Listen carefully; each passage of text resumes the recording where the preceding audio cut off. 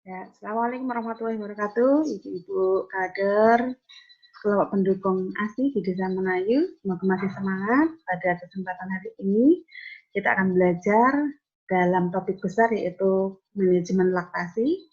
Bagaimana kita mengatasi persoalan-persoalan terkait dengan apa yang seorang ibu yang sedang menyusui itu alami. Segala persoalannya semuanya insya Allah bisa diatasi. Karena setiap persoalan pasti ada solusinya. Itu yang harus kita yakinkan pada ibu-ibu semuanya.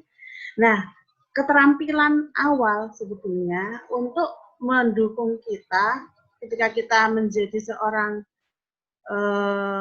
kader atau motivator ASI, kita bisa menyebutnya sebagai motivator ASI. Jadi kita orang yang memotivasi orang lain untuk bisa terus menyusui, ya, dari sampai 6 bulan, kemudian lanjut sampai 2 tahun. Ya.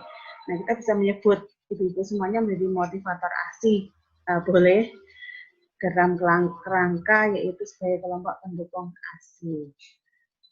Nah, kita akan belajar tentang bagaimana menjadi konselor laktasi. Apa itu konseling? Mungkin kita memang tidak sedang belajar tentang konseling secara umum ya, tapi kita hanya menuju ke arah bagaimana kita menjadi seorang motivator ASI. Konseling itu cara bekerja sama dengan orang di mana kita berusaha memahami perasaan mereka, serta membantu mereka memutuskan apa yang harus dilakukan. Nah, menyusui bukan satu-satunya di mana konseling itu berguna ya. Jadi nanti ilmu ini sebenarnya bisa kita manfaatkan untuk hal-hal yang lainnya ya. Misalnya anak bermasalah, kemudian kita melakukan konseling, atau mungkin orang lain lah di sekitar kita yang membutuhkan solusi dari kita. Nah, prinsip-prinsip dasar konseling ini bisa kita manfaatkan untuk membantu orang di sekitar kita. Nah, apa saja keterampilan dalam konseling laktasi yang kita pelajari ya di waktu yang singkat ini? Yang pertama adalah keterampilan mendengarkan dan mempelajari. Nah, sesuai dengan apa yang saya tulis di sini, bahwa keterampilan mendengarkan dan mempelajari itu ada beberapa hal yang termasuk dalam keterampilan mendengarkan dan mempelajari. Yang pertama, menggunakan komunikasi nonverbal yang bermanfaat. Menggunakan komunikasi nonverbal yang bermanfaat itu artinya apa? Nonverbal itu, kalau verbal itu apa yang disampaikan ya, tapi apa yang bisa disampaikan oleh seseorang itu verbal. Kalau nonverbal itu sikap yang ditunjukkan melalui gerakan tubuh, ekspresi muka, dan apa saja ya, kecuali yang disampaikan, yang dibicarakan. Kalau verbal itu yang diucapkan, tetapi kalau non-verbal itu yang bisa dilihat, yang bisa diekspresikan oleh orang, kecuali yang dibicarakan. Ya biasanya mendukung antara yang dibicarakan dengan ekspresinya. Gitu.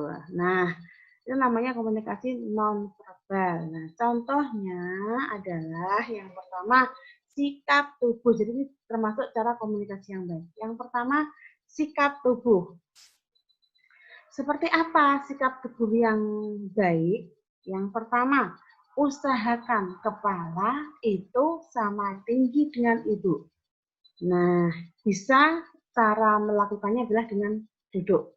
Misalnya ibu duduk, kita juga duduk. Kemudian ibu misalnya berbaring, kita tidak ikut berbaring, tetapi kita duduk. Ya, jadi sejajar itu tidak harus sama terus. Tetapi komunikasinya tidak terhalang oleh tinggi rendahnya dari posisi tubuh kita. Ya, kemudian kalau misalnya ibu berdiri lah, kita juga bisa mengimbangi dengan berdiri, misalnya seperti itu. Ya. Jadi pertama, sikap tubuh yang sejajar, ini termasuk nonverbal ya. Kemudian sudah ya, ini sikap tubuh yang baik adalah yang sejajar. Kita menyesuaikan dengan kondisi ibu. Nah, biasanya yang paling umum adalah dengan duduk. sama-sama duduk atau mereka tidur, kita duduk. Kemudian beri perhatian ya, setelah posisinya sudah pas, kemudian kita memberi perhatian. Memberi perhatian itu kita bisa menghadap ke arah ibu, lalu pandanglah ibu ya. Jadi kita kalau berkomunikasi ya menghadap ke yang diajak komunikasi. Jangan sampai kita sambil melihat gadget. Nah, itu akan tidak masuk komunikasinya karena kita berada di alam yang berbeda ya nanti ya. Nah, kita harus menghadap ke arah ibu, kita memandang ibu, ya. Karena kadang ketika seseorang melihat ke arah lain, itu artinya kita tidak siap untuk mendengar. Nah, sehingga perlu sesuaikan dengan situasi kita masing-masing ya. Pertama, oke, duduknya, posisinya menyesuaikan. Yang berikutnya kita memberi perhatian pada ibu dengan cara menghadap ke arah ibu, pandangan ke arah ibu. Itu artinya kita siap untuk mendengarkan. Yang ketiga, singkirkan penghalang ya. Untuk singkirkan penghalang, itu misalnya di antara kita dengan ibu yang menyusui itu atau ibu yang kita bersolusi ya, konseling yang diberi konseling oleh kita, itu misalnya ada meja, disingkirkan penghalangnya sehingga kita bisa dekat ya, dekat tapi bukan berarti mepet, ada jarak tetapi tidak terlalu jauh dan tidak mepet juga ya. Kita singkirkan atau misalnya ada buku catatan ya, kita singkirkan dulu buku catatannya ya, atau mungkin HP tadi kita singkirkan dulu ya supaya kita bisa benar-benar melihat ke arah ibu, fokus pada ibu karena kita sedang ingin mendengarkan dan mempelajari, jadi kita perlu untuk fokus. Yang berikutnya kita harus menyediakan waktu. Nah, kalau kita sudah siap untuk memberikan konseling, artinya kita harus memberikan waktu pada ibu, berikan waktu kita untuk mendengarkan. Ya, jadi kalau kita sebentar ya saya mau ini, nah, misalnya atau tampak kita melihat ke jam terus, nah itu kita sepertinya keburu-buru. Jadi mungkin ibu akan cenderung untuk nggak lost ketika bercerita karena kok kayaknya ini buru-buru deh gitu, sehingga mereka tidak akan mau menceritakan yang panjang karena tahu bahwa waktu kita cuma sebentar. Jadi kita harus menyediakan waktu. Lalu berikutnya adalah sentuhan, ya. Kita boleh memberikan sentuhan pada ibunya. Kebetulan kita konselor laktasi atau motivator ASI ini semuanya ibu-ibu ya, jadi ibu sama ibu itu wajar memberikan sentuhan, jadi tidak ada masalah. Tapi memberi sentuhan itu di tempat yang tepat dan di saat yang tepat. Misalnya ibu sedang mengeluh, masih saya kok kurang lancar ya, gitu tuh. Terus kita kemudian boleh memberi sentuhan, ibu, misalnya kita tepuk di bahunya ibu gitu, bahwa kita itu memberi sentuhan, tapi sentuhan yang dimaksud di sini adalah sentuhan yang empati, memberikan empati kita ya. Jadi kita memberikan sentuhan, ditepuk di bagian misalnya di bahu ibu, ya ibu saya mengerti apa yang ibu rasakan. Nah, itu tepat gitu ya. Tapi tidak selalu harus memberi sentuhan. Sentuhan diberikan pada saat-saat tertentu ketika kita memang ingin menunjukkan rasa empati kita. Nah, seperti itu. Baik, saya ulangi, untuk cara komunikasi yang baik tadi, kita bisa menggunakan komunikasi non-verbal yang bermanfaat. Non-verbal itu yang bukan yang dibicarakan, tapi ekspresi kita. Okay? Pertama, sikap tubuh, ingat sikapnya menyesuaikan ya, duduk sama tinggi, misalnya seperti itu ya. Pokoknya posisi kita menyesuaikan posisi ibu. Kemudian kita memberikan perhatian pada ibu dengan cara memandang ibu, kemudian menghadap ke arah ibu, lalu kita singkirkan penghalang, ada HP, ada catatan, ada meja mungkin yang mengganggu. Kalau tidak mengganggu tidak apa-apa, yang mengganggu bisa kita singkirkan.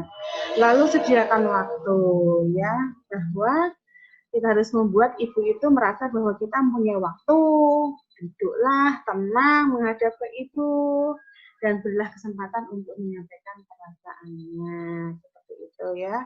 Kemudian jangan lupa kita boleh memberikan sentuhan untuk menunjukkan rasa empati kita pada ibu. Nah, itu hanya satu keterampilan ya, cara komunikasi yang baik dengan menggunakan komunikasi nonverbal dalam keterampilan konseling laktasi mendengarkan dan mempelajari. Yang berikutnya adalah pertanyaan terbuka. Untuk memulai berbincang dengan seorang ibu atau mencatat riwayat menyusuinya, kita perlu mengajukan beberapa pertanyaan. Nah, penting kita memberikan pertanyaan yang sifatnya itu terbuka, sehingga jawabannya itu bukan jawaban yang tertutup. Jawaban tertutup itu, misalnya kalau kita bertanya, itu jawabannya hanya ya dan tidak. Misalnya, apakah ibu sudah makan hari ini? Sudah, misalnya. Apakah ibu merasa sulit kalau menyusui? Ya, misalnya. Itu hanya ya tidak. Nah, itu namanya pertanyaan tertutup. Nah, kita harus memberikan pertanyaan terbuka. Pertanyaan terbuka itu contohnya awalannya yaitu bagaimana perasaan ibu hari ini? Saya baik misalnya. Oke. Tolong bisa diceritakan bagaimana perasaan ibu hari ini. Nah, nanti kan dia akan bercerita. Tapi kalau apakah ibu hari ini baik? Ya, itu kan bedanya tertutup. Nah, ini terbuka. Bagaimana, kapan, di mana, mengapa. Nah, misalnya contoh lagi ya. Bagaimana ibu memberi makan pada bayi ibu? Nah, maka dia akan bercerita. Gitu. Jawabannya tidak sama iya, tapi ada cerita. Itu yang kita ingin dengarkan dari ibu. Pertanyaan tertutup nih biasanya kurang bermanfaat ya. Contohnya ya, apakah ibu menyusui pada bayi ibu yang terakhir? Nah, jawabannya kan pasti ya atau tidak gitu. Sehingga kita perlu memulai percakapan dengan pertanyaan terbuka. Misalnya, bagaimana menyusuinya, Bu? Coba bisa diceritakan bagaimana cara ibu menyusui selama ini? Nah, kalau misalnya ibu menjawabnya dengan oh baik-baik saja, terima kasih. Nah, kita boleh melanjutkan pertanyaan yang lain. Kita harus terus dedes gitu istilahnya ya. Lalu kita boleh tanya, berapa usia bayi ibu sekarang? Tuh, misalnya, boleh pertanyaan seperti itu ya untuk memulai. Kemudian, apakah memberi bayi ibu makanan atau minuman lain? Nah, lalu dilanjutkan lagi, apa yang buat ibu memutuskan melakukan itu? Jadi kadang-kadang kita bisa kombinasi antara pertanyaan terbuka dan tertutup. Intinya kita itu ingin menggali perasaan ibu. Apa sih yang dirasakan saat ini? Nah, dari perasaan itulah kita kemudian bisa menyimpulkan, oh ibu itu permasalahannya ini.